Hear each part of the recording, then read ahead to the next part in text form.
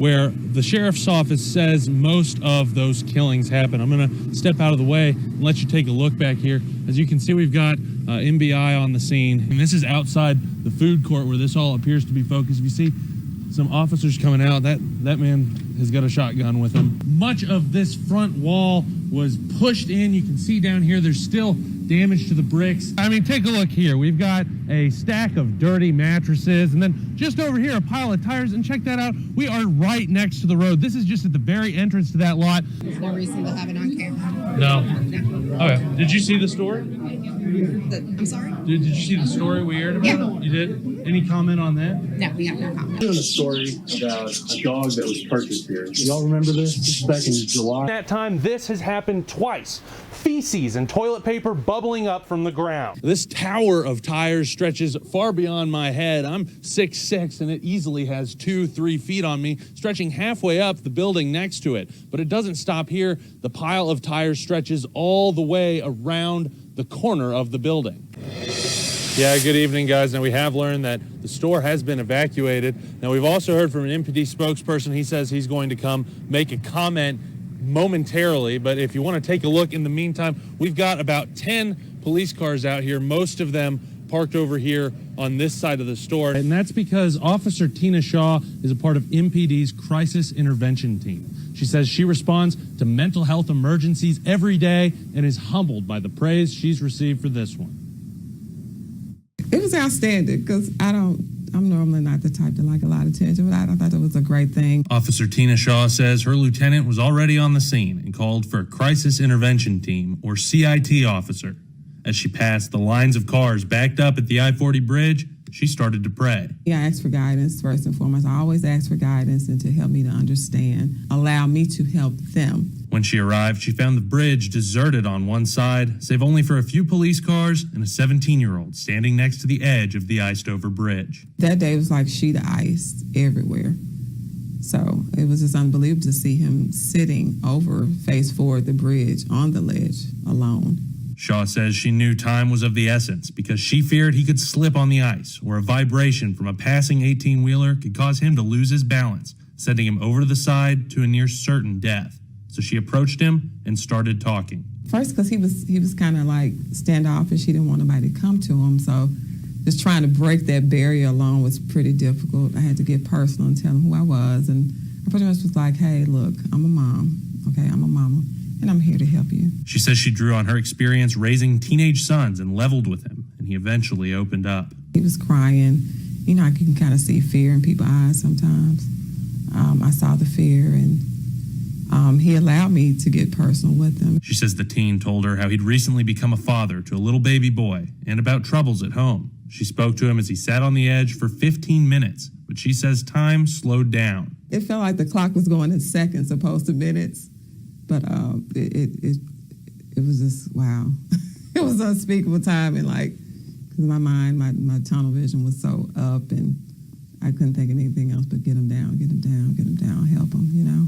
She finally convinced the teen to climb over the barrier to her and hugged him tight as he stepped back on solid ground. I just kept thanking God. I'm like, and it's going to be okay. I even said, son, it's going to be okay. It's going to be all right.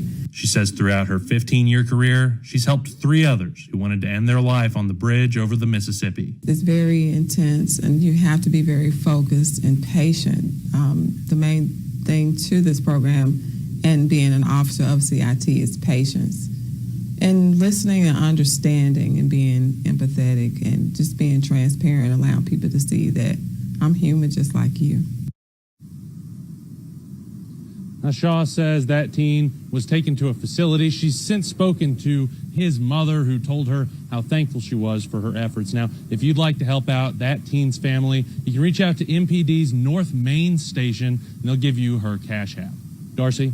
6 people shot dead across 3 scenes here in Tate County. Now, the sheriff's office tells us this all happened at around 11 o'clock and that this was the largest of those scenes. Now, if you take a look behind me, this is quite a large property, and the sheriff's office tells me 4 people were killed here across different parts of the property, and that the man who's been charged with the shooting lived on this property. Investigators tell us they first got a call about a man with a gun at a convenience store, then another call about a shooting at a home just a few miles away from there. birthday. Fella just broke in. I fought him, and he beat me with a barrel of the gun, and then he broke his stock when he hit me in the head, and he shot and killed my wife. George Drain says his wife, Deborah, died before an ambulance arrived. Still bandaged and bleeding when we talked to him, Drain says he would not go to the hospital until his wife's body had been removed. She's a good woman, responsible, caring.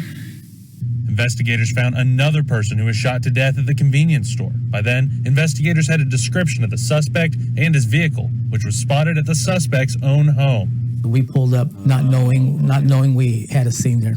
Victor Bird with the Tate County Sheriff's Office says investigators took Richard Crum into custody without incident, then found 4 more bodies on the property. He says of the 6 people killed, 3 are confirmed to have relationships with Crum, including Drain's wife, who used to be married to Crum. So we're trying to confirm, we're trying to find out what the other 3, what type of relations they were. That 2 of the victims at one scene were laborers, were there to work on the house. Bird says this was Tate County's first homicide in more than 6 months, and he'd never seen 4 shot and killed at one scene in his more than 20 years at the sheriff's office. For surviving victims like Drain, it's a sign that things need to change. We need better mental health care. And being a veteran, I know that too well. As you can see, MBI and deputies are continuing to investigate into the evening. We saw them earlier bringing spotlights back there so that they can continue. Because like I said, large property, and apparently some of these shootings happened much further back than we can see. We'll continue to work for the latest in the details and bring you them as they come. Now, this all started with a fire early Saturday morning at an industrial plant, Schultz Extruded Products in Hernando. It turned into a weekend-long effort to contain a chemical spill stretching all the way through the city here to Robertson Gin Road in unincorporated DeSoto County. Busy weekend here in Hernando, huh? It has been busy. It was a little unsettling for a while, and we were all trying to figure out what to do. Hernando Mayor Chip Johnson says after the hydrofluoric acid was found to be missing, the firefighters who worked the scene needed extra treatment. They decontaminated the firemen that were in there. They all are okay. He says DeSoto County Emergency Management and the Mississippi Department of Environmental Quality were called in because the acid leaked into the Muscatuna Creek. We all met on the site. In the meantime, SXP had hired 2 different companies to come out and start mitigating the damage. They detected a little bit of a lowered pH, which meant there was some acid there.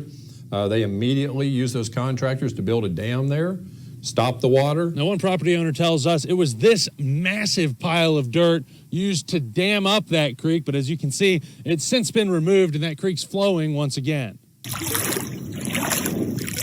That same property owner shared this video which shows dead fish in the creek. He says his children often play there, but he's told them to stop until there's more information. Crews have since added soda ash to the water to neutralize the acid. Since then, they've tested the water again, and they have let the dam go and said the water's fine. They've tested it all the way to Arcabella.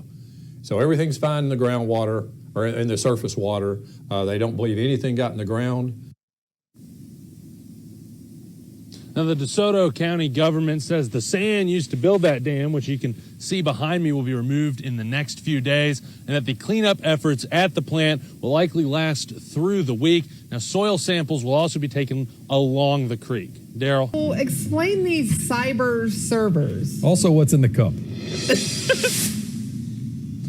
This is a non-alcoholic margarita. I'm sitting here in my booth enjoying my virgin beverage, and it's almost closing time here at El Portone, but we have one of the servers right here. Now, it's built by a company in Atlanta, and as you can see, it kind of looks like a mix between R2-D2 and a Roomba, and right now it's in sleep mode because when these wake up, they roll around the restaurant and blast music, but let's see what that face looks like. You can pet its ears to wake up. Now, we caught up with one of the robots around the restaurant to hear how it feels about working in the service industry. Do you like your job?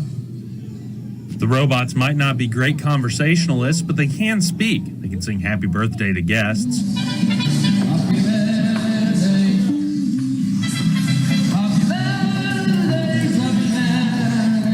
And if you stand in their way, they'll tell you to move. If you get right by them, they'll say, You're in my way. Can you please move? Marcela Mata, the general manager at El Portone, says the restaurant brought in the robots 2 weeks ago, and they've quickly become a hit with customers.